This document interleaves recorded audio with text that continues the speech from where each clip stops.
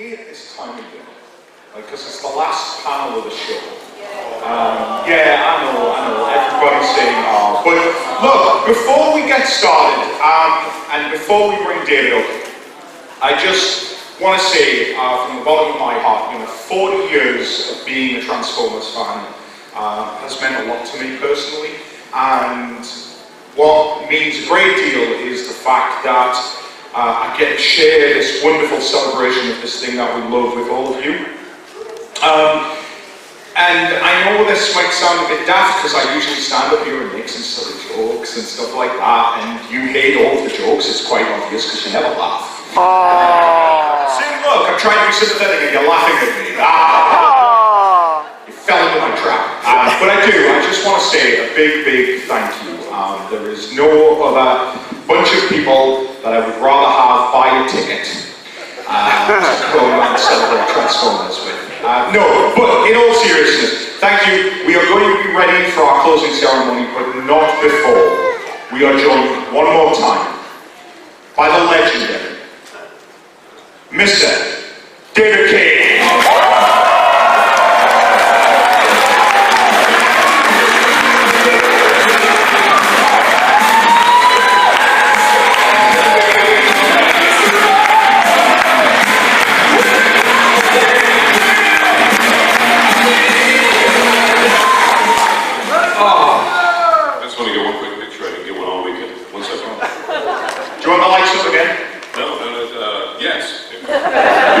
Yes, I do.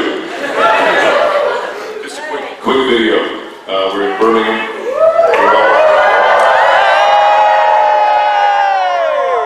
Love you all.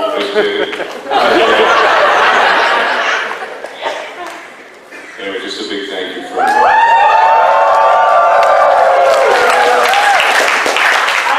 brilliant. The camera wasn't rolling. Damn it.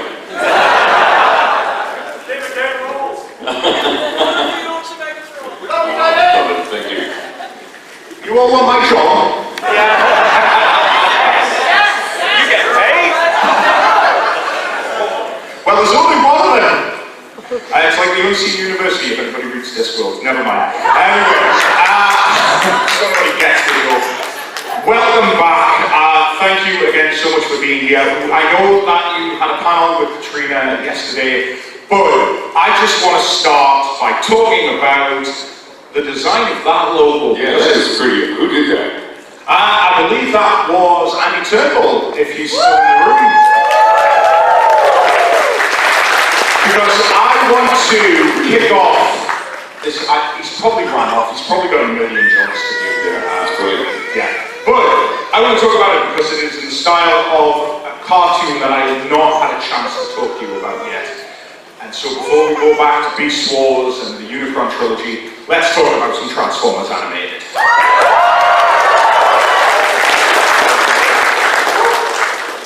Being one of the very few individuals to have played both Optimus Prime and Megatron must have been a bit surreal, I imagine. It's all still surreal, those years later, yeah. Because I was expecting to be Megatron. I had read for Megatron, I emailed Sue Blue, I was flying back to Vancouver, or flying from Vancouver to LA at that time. I was commuting almost every week or every couple of weeks. And it was being done at Cartoon Network, and my callback was at Cartoon Network, and that's when I met Derek Wyatt and Matt Youngberg, who I worked on the X-Men Evolution with when he started his career.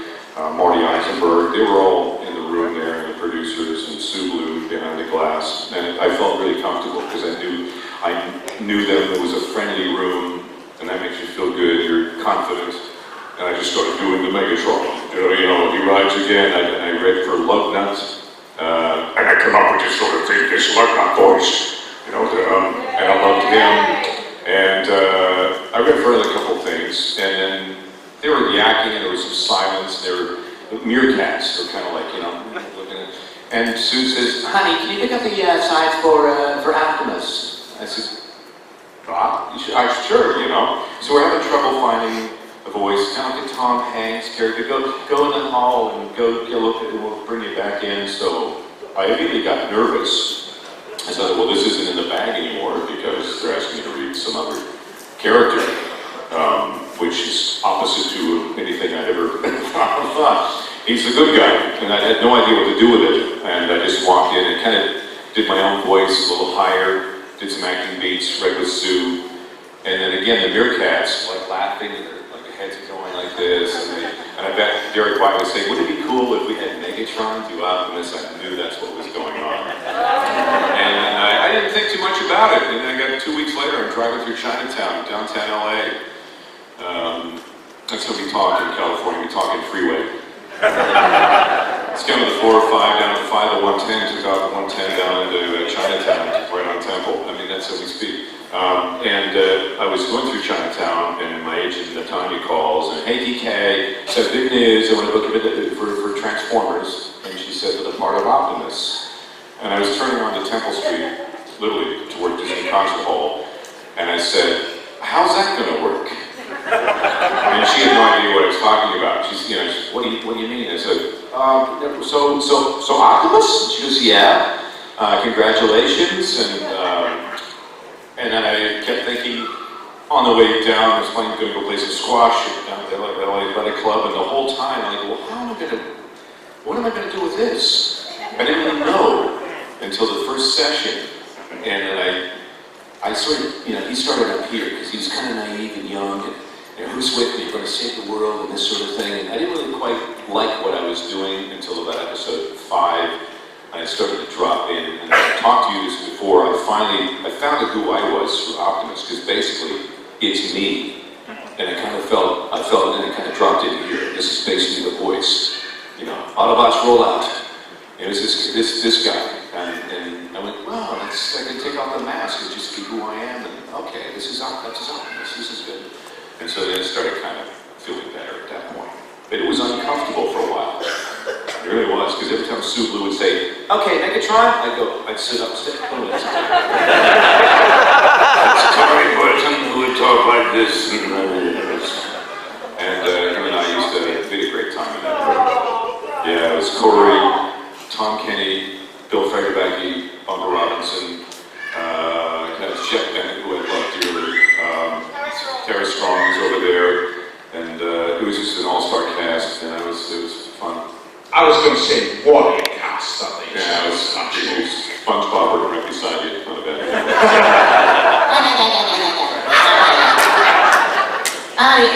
And Patrick is in the room too. Hey, SpongeBob. That's when Bill Fagerbakke talks like that. How you doing? There must be a lot of anecdotes of recording sessions gone awry. It doesn't go awry. There's uncontrollable laughter, which we have to take a break and stop, because when somebody opens, and it's Jeff Bennett's fault, always. He'll do his look, to his voice, he'll do his things, and I just look at him, and I start to laugh, and I can't stop.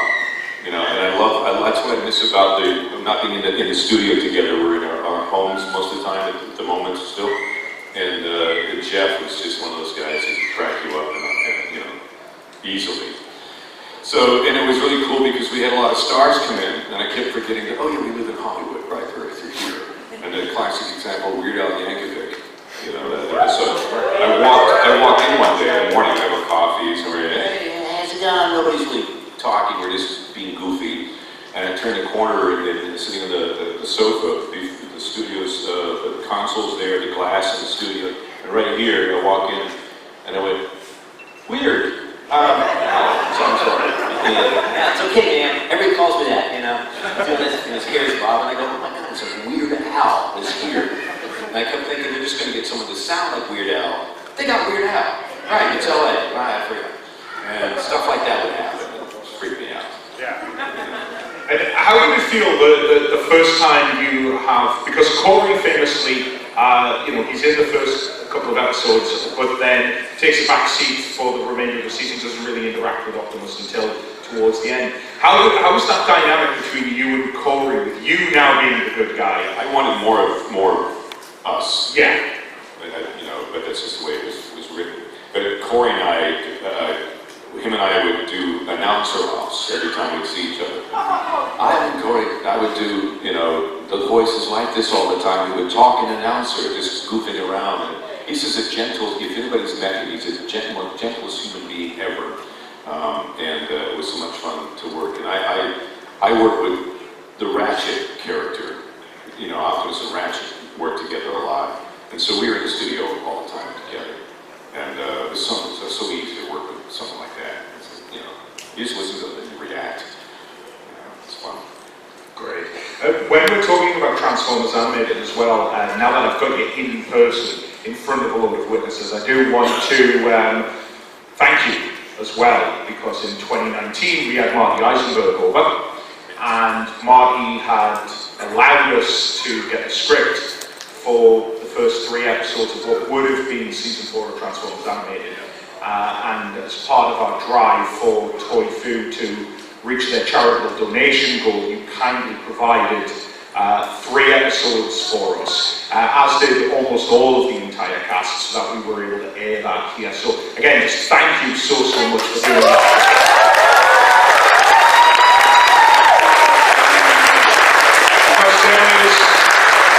There is no better feeling that I've ever had on this stage than when Marty stood here, pretty much where you're sitting now, and turned around and said, yeah, you're not going to read this, I've made a few phone calls. And then you popped up on screen, and everybody went, ah!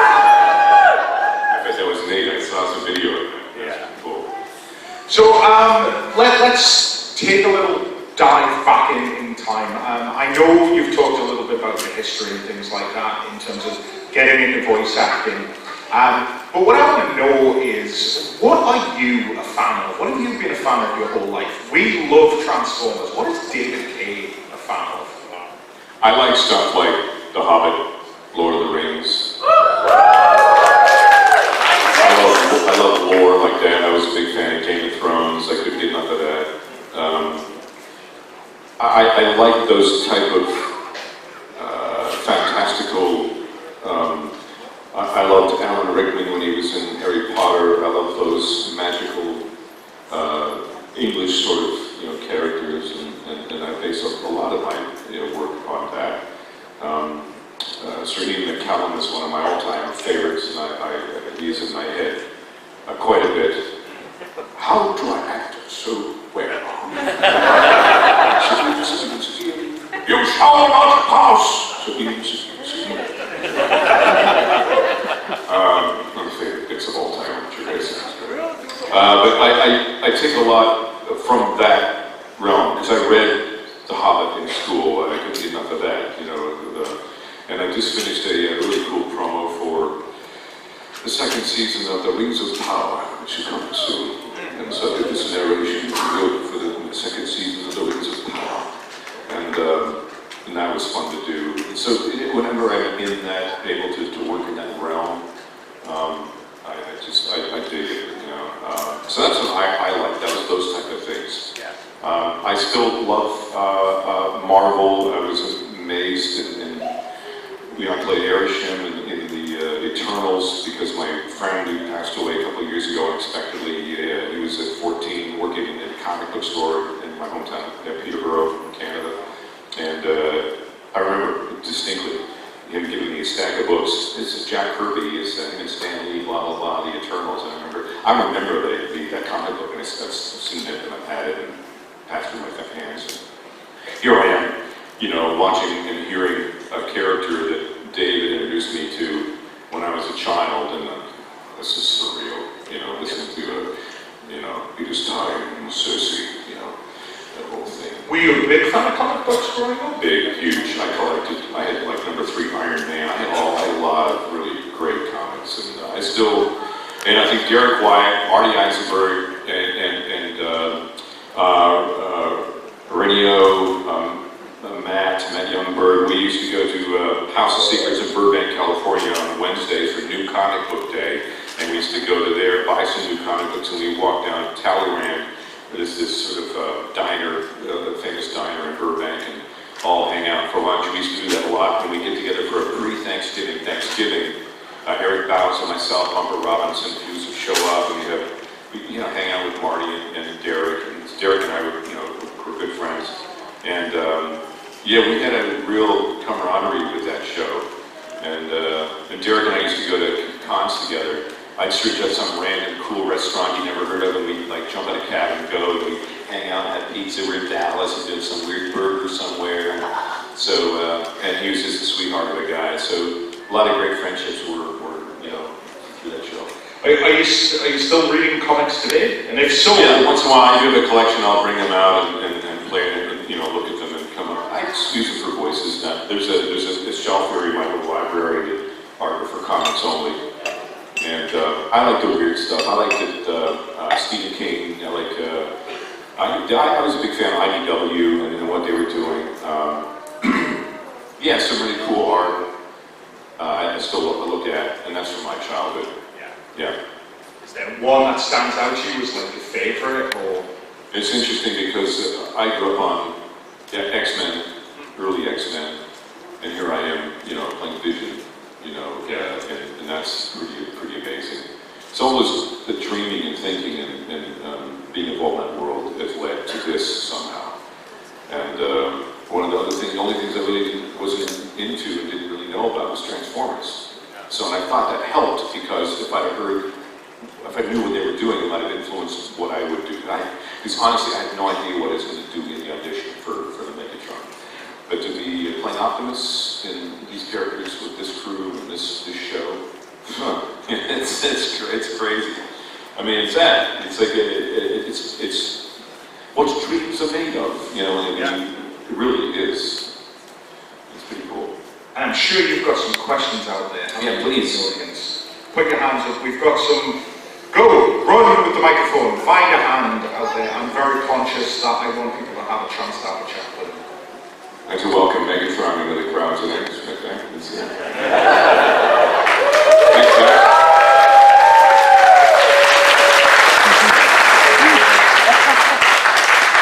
Hi David. Hey, you said about comics and you collect comics. Do you still collect now? Do I wish? Do you still collect comics at the moment? Yeah, once in a while. I'm a big fan of the Goon. I love everything Eric Powell does.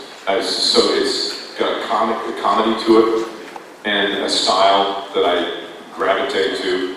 And I always thought, man, if they ever do a show, I know they were talking about, I would love to be in one cartoon. Oh my God, I'd like to scream in an episode because I just love that stuff. I was a big fan of Plop, which was a DC comic, weird characters and stuff. I used to stare at them as a kid, trying to come up with voices. Yeah. Anything else? One down here? Yeah. Hi. So my questions... Oh, here you go. My questions in regard to what was the better of the two He-Man shows on Netflix. Ours, of course. You played Cringer, Battlecat. Okay, yes, Cringer. Completely different from the original Battlecat in every conceivable way. Which I auditioned for the other show.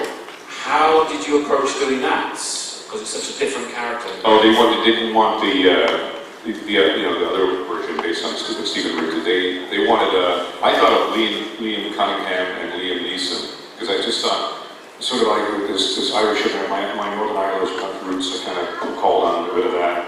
And I wanted to be a protector of animals. I have the claws. I remember that in Game of Thrones, the speech, the red witch, the king, and Liam was the protector of the king. That's what I thought. I must protect the king at all costs. Not a good idea, sir. I don't think we should. And that was my basis for that character. And they bought it, and they liked it, and amazing cast. Again, yeah. Does that answer your question? Yeah. And we've got a question over here. Hi, you mentioned how you've been collecting comics or good chunk of your life. What's been your favourite comic run that you've read? I've opened a can of worms here. Everybody wants to talk comics. Which one? Yeah. Everybody wants to talk comics. Yeah, but which one? Yeah. Which run is your favorite? Honestly, I love Spider-Man because of the humor, this dry humor. The older Spider-Man. I always used to think Big Chuckle because the writing was quite fun. So early Spider-Man because of the humor, and I love the darkness of Batman. That's my go-to. I love that world. The dark despair and the Dark Knight sort of thing. I really dig that. Asylum. That's sort of where I like to play in comics. You did Commissioner Gordon. Commissioner Gordon, yes. I'm curious, What is a David Kaye Batman voice like? He's kind of here. I don't know. Somewhere in this area.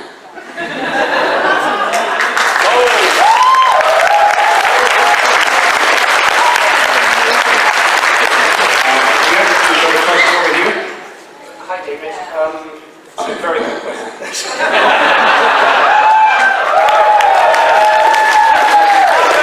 I have two very good questions. First of all, is Johnny the Hole your favourite YouTuber? Yes, he is. I think he's very unique. He's got a talent. So, secondly, I grew up watching you be towards animated, all that stuff, like a lot of people here. And it inspired me to try and do my own voice work, like Starscream or Daniel Watt, and all those different characters. Yeah. So my probably most groaning question is, do you think I could possibly be a good voice actor like you one day? Oh, yeah, of course you can.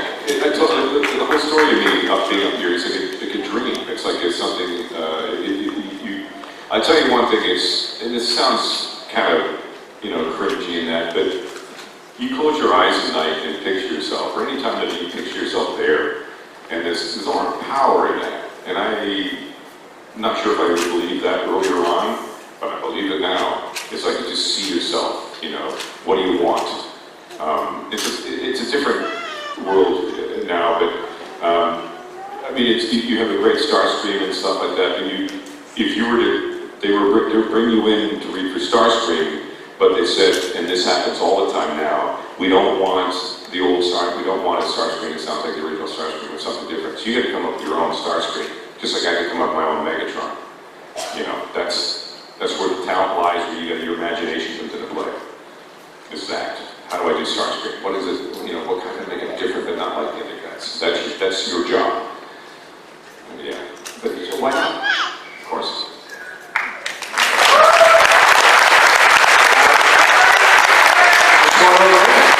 Hi, Kaye. I just want to, you said that you auditioned for Megatron and Lugnut in animated. Mm-hmm. Did you audition for Grimlock as well, or was that a role? No, that was later. Because they, I don't know how they sort of make their choices. They were at one time thinking of bringing Scott McNeil. They were trying to get him to do something in that show, or Waspinator, or some whatever character, but he couldn't work in the U.S. He didn't have the proper credentials to work in the U.S. That was my goal. If you're going to climb Mount Everest, you got to establish base camp, and a very important thing to do is get your stuff in order so that when you are given the opportunity, you can now make plan the assault on the summit. I was early beginning to okay, I got to do things the right way. If I don't, I could be kicked out and never, be allowed back in again. So we do this, the O1 visas, get the attorneys, get all that stuff. It's kind of expensive. But I always thought, I want to be with the best, play with the best, play in the major leagues. And I said, how am I going to do that? I'm going to work with Rob Halston. Okay, we're going to have to establish base camp, get the agency behind you, all this stuff. And there's a lot of things to do. It was unfortunate. Scotty would have freaking amazing doing this one part, right? It would have been great to work with him. But he just couldn't because, the logistics didn't work out. What was the question? So that was the first part. Did Yeah. they tell you to do it like Break Burger at all? No, that came up during the record where if they start bringing in more people, that's more money for the production. So they thought, was like, can you do a Grimlock? And I said, oh, I don't know. I knew it was Greg. And I said, when I just start talking like this, I go ahead there and then passing me a Botcom, we had a song, anything you can do, I can do better. We did the Grimlock thing, and with Greg. But I just did that. It was sort of one of those things where if you're in a cartoon series and you need to know this if you're going to go into it, you need to be prepared to do something that they throw at you, like right off the bat. You need to be good at cold reading, you need to just come up with something on the spot. So that's how some of those parts happened. It was one of them. Yeah. When you talk about there, just for a second, about being prepared and being ready, how much of your time do you just spend listening to people? All the time. I'm listening to you all this weekend. I've got so many great ideas for voices I can call upon. I'm working on my Yorkshire Megatron. Yeah, Yorkshire Megatron. You know, so things, I'm just sort of playing, I play with stuff like that. So that may come available in some show. Maybe it's a version of that. What about Welsh Megatron? A Welsh Megatron, you wish. He's from my state, doesn't like the maximal scone. He's from just being quiet. Maximal scone. I think we've got a question over here. Yeah. Can you say to all are one? To all are one.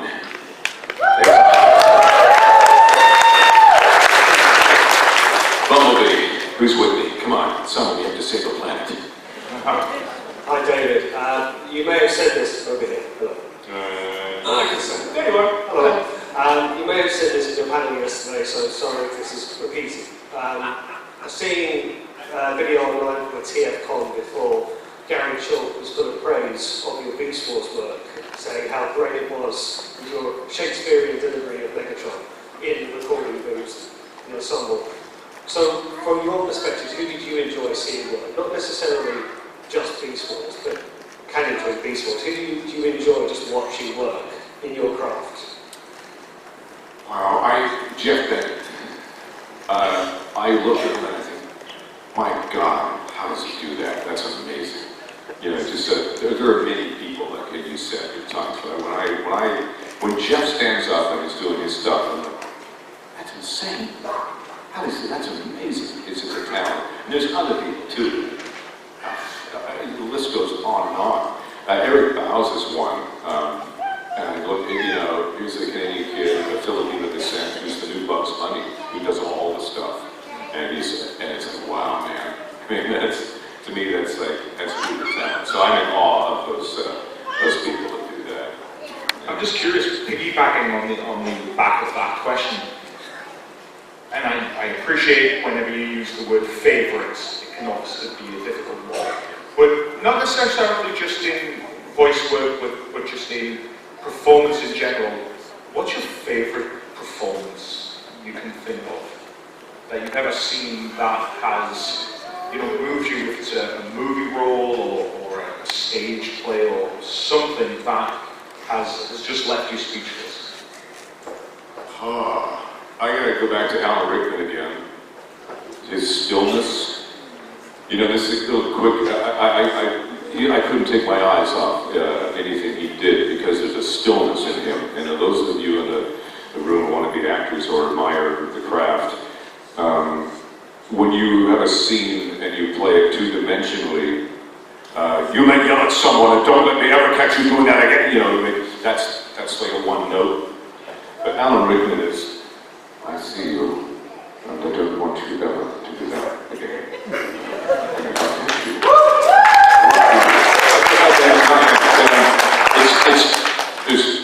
I'm doing it way too fast, but it's more of a, don't let me ever catch you again. And what is scarier, that type of character, or the one that's like, no, you know you're going to get? You don't know, I love those characters. And Anthony Hopkins and him, they're just so still. It's amazing, that's amazing to me. It inspires me when I see a performance like that. You know, there's many, I forget it. But, One over here. Hi David. Of all the amazing voices and characters that you've portrayed thus far, is there one particular character that you've seen it's my daughter, that you would really love to play that you haven't thus far? Yeah, I would love to be in Star Wars of some kind. I love another thing. If I tell you, I watch any. I don't care how it's rated or people like that. I'll watch anything Star Wars, and I just love it.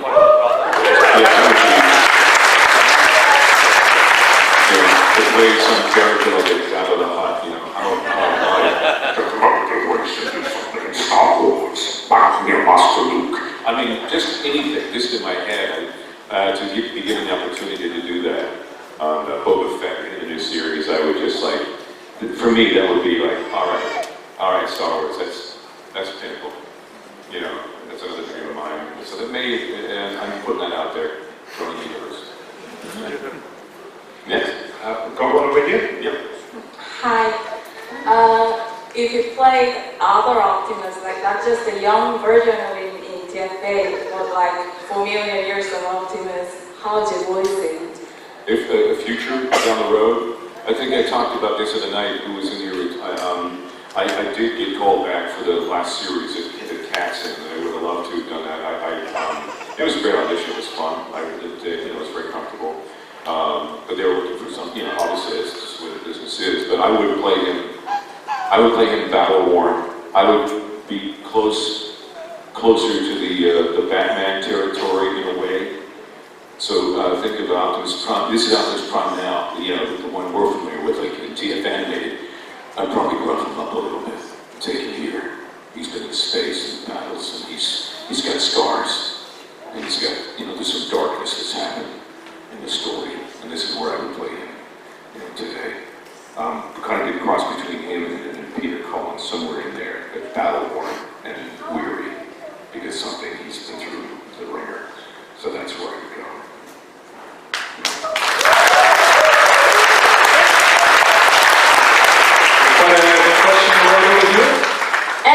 Hi, I'm David. I'm just curious. How would you react if the Ratchet from Ratchet and Clank and the Ratchet from Transformers beats?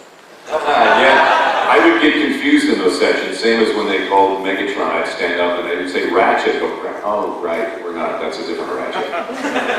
There was one time in the recording section that Ratchet did say something, and we all, knew the thing.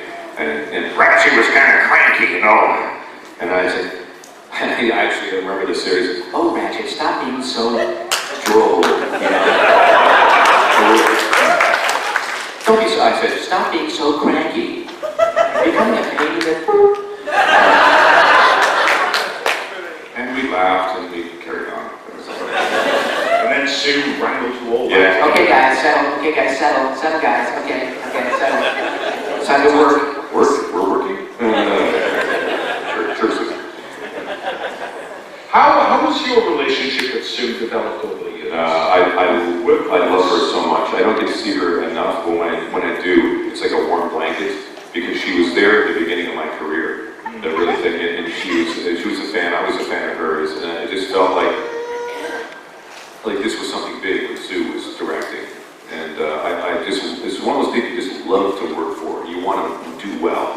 You want it to really do well for Sue. And she's very special to me. Yeah. We were fortunate to have Sue here last year. She was very excited. She called me.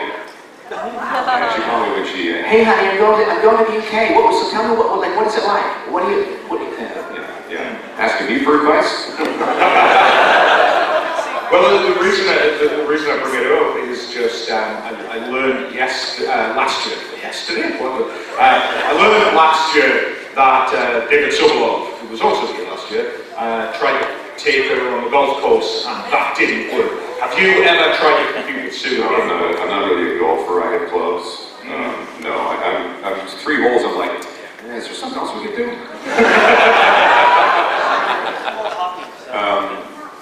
No, David Sobolov.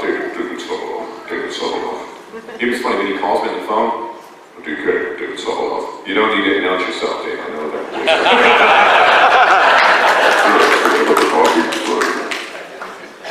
It's like when your mom rings. It's your mom. Yeah. Who is this really? We've got a question over here, yeah? Get some up front. Hello, David. I'd just like to get your favourite quote from Preschool Megatron. Favorite quote is Megatron. There's many. Stop calling me that is one. Anybody have one that quickly? I think there's a bunch. Give me one. When Magnus starts to fast to take out the president, I was like, oh no. Oh no, not that! Oh, who's that? Who's that? Yeah, Mr. Reed. Oh no, not that! Oh!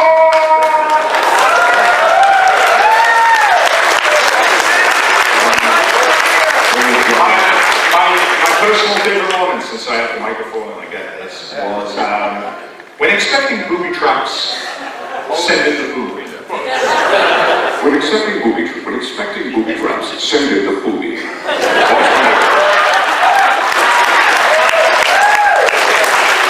Quick strike. Yeah, over here.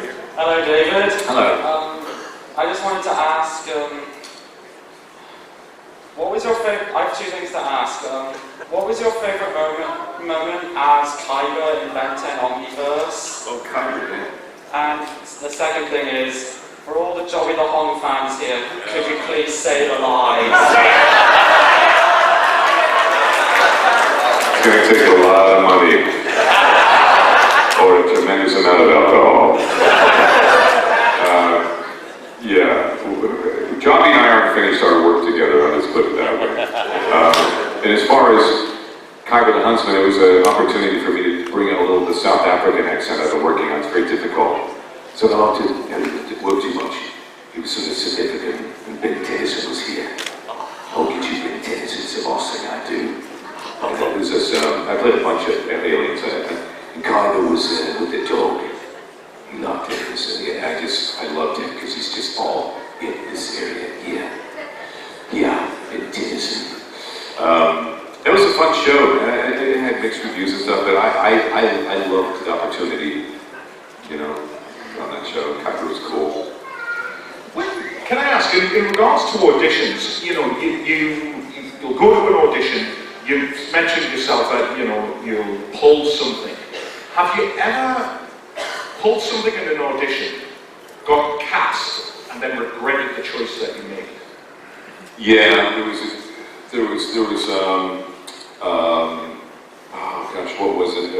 Earlier on, Exo Squad. I wasn't quite. I told this the other day. It was that they wanted an accent, but they don't want it to be anything that we've ever heard before. They want to come up with an accent, and I went, I don't know. They wanted it was Jamaican, but not Jamaican. Eastern European, but not Eastern European. What? I had no idea. I guess whenever they heard it was Hallis. And Hallis was a talk like, I don't know, you know, I can't even do it now. And that was a regretful thing, because every time I came close to my line, I'd get like anxious. I could feel myself like, here we go. And it was like, that was work to me, but it was early in my career, so I didn't have the tools to sort of like, but that was kind of like, I gotta do him again. The only other time in the cartoon I've said that, ever. But that turned out okay, yeah. Yeah, over here. Here's my question for you. If we're going to get a different voice for, say, Beast Wars Megatron, how would a Shattered Glass version sound, like, opposite Switch? How would it sound? So this would be, what if Beast Wars Megatron was a good guy? Was a good guy? That's interesting. Wow. You know, it doesn't matter. Good guys and bad guys think they're doing the right thing. It's like a laugh is just a millimeter away from a cry. You ever heard that sort of expression, you know, where if you start laughing, you know, it's that sort of thing. So it's, if you had a voice, we could soften them up. I suppose it would be in this realm, would be more like a father figure than a tyrant. It's just a switch. Father figure to a tyrant, a bit of a bite, and Megatron had a bit of a bite because he's got teeth. And so, thinking of without the teeth, that's maybe a good Megatron who would turn good. So if there was an episode where he has one of the episodes, you know, the bad guy turns good, that would be how I would form out that. Yeah, thank you. Okay. I think we have just about time for... Who's other now you're Yeah, there's one over here. I think we've got time for a couple more questions. Hello, David. I'd like to ask, since you mentioned Batman a couple of times earlier, did you ever get a chance to meet Kevin Conroy, and what is your favourite Batman story? Oh, I wish I did. That's one of those regrettable things. I worked with him in, not worked with him, but we've been in shows together, obviously, the Arkham Asylum, Teen Titans Go, I've been in a bunch of episodes. Some new ones coming up, by the way, they're really goofy and funny. And I get a chance to play some cool superheroes. Yeah, that's all I can say. And so, yeah, when that, I I didn't know he was ill. I really didn't know. That news, it's that's the dreadful scroll, you know, and I go, what? I didn't really know that he was ill. But I really wanted to work with Kevin because he was my Batman. Same. You know? Yeah. That's sad. There's people like that. It's like, can't replace him. Yeah. But yeah, Miguel Ferrar was one. Miguel Ferrar was with my manager, and I had to, when Miguel Ferrar passed, I'm Vandal Savage in the Justice League. And he talked like this. He had this thing, 50,000 years of life, and that was Miguel Ferrar. And I had to come in and do him, because they brought me in. I'm like, that's the worst situation where you've got to replace him because they're in the middle of a show. And I go, how am I going to do that? And so I was able to be in that range. And they had to play that line from him every time to get me into character until I was drilled into my head. Very calm, this thing is humble. And I was able to somehow do that. But it's a daunting task to do that. And the same with Kevin somebody coming in for him. They did read me for I think they were reading people for Batman. I don't know what I did, but yeah. The new Harley Quinn is out, and I'm in there on it. So just a couple episodes. I remember one episode I'm in. I play Harley's daughter. It's on out now. Yeah. Oh! Oh no! You need this more than I do. And there's a laughing criminal, and he's the laughing clown, and he's being tortured by Harley, and he has to laugh, cry. That was a hard one, and it turned out kind of cool, but I had to cry laughing. It was bizarre. It was a tough one to do. But that's out there. There's a new Batman, and I like the look of it. I call it the cool retro look. Yeah. But Kevin, that's Kevin, man. Have not had him around. It's weird. Okay, last question over here. What got you into voice acting? Like, did you have any role models that you looked up to when you were younger? I loved Mel Blanc, and also, interestingly enough, I always had to try to do the voice of Vincent Price. I thought he was, I don't know if you know who he is I'm talking about. This is, we talk like this here, and told scary stories. And I just loved how he spoke and do it up and down. The haunted house at the end of the street is very, very haunted. He's able to do this whole thing. And another is a Canadian.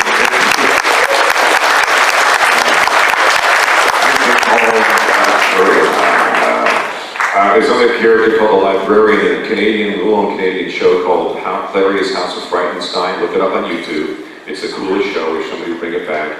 And there was a librarian, and I loved his voice. I would mimic him when I was younger. And I started this story, and you do this whole thing.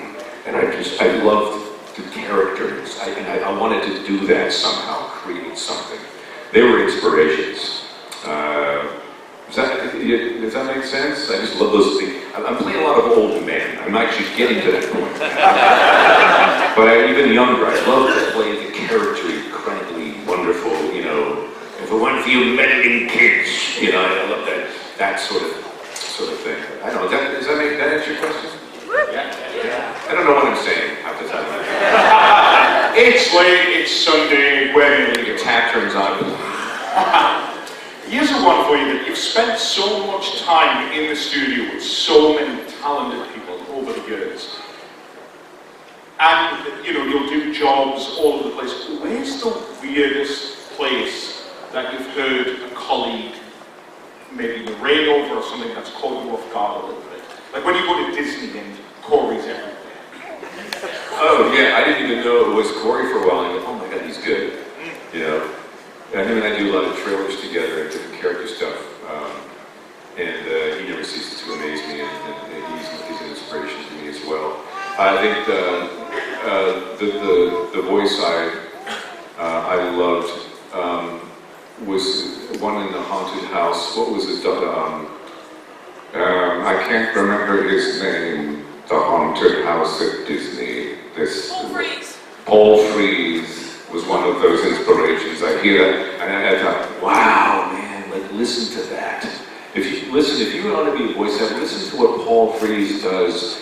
It's all this nuance thing. It takes time and space. And when I was younger, I liked to hurry things along, but you listen to Paul Frees, and when you're doing a documentary, what's his name? Bill Scott. These guys and these women are doing stuff. We're just brilliant. They take their time. Don't rush through stuff. Let it breathe. It's like Chris Finney. How great did he do last night? Chris, did you do that? Yeah. There's an example of someone who understands pace and storytelling, and when he hits the jokes and stuff. That is a talent. That should be an inspiration. Last night. Stand up, Chris.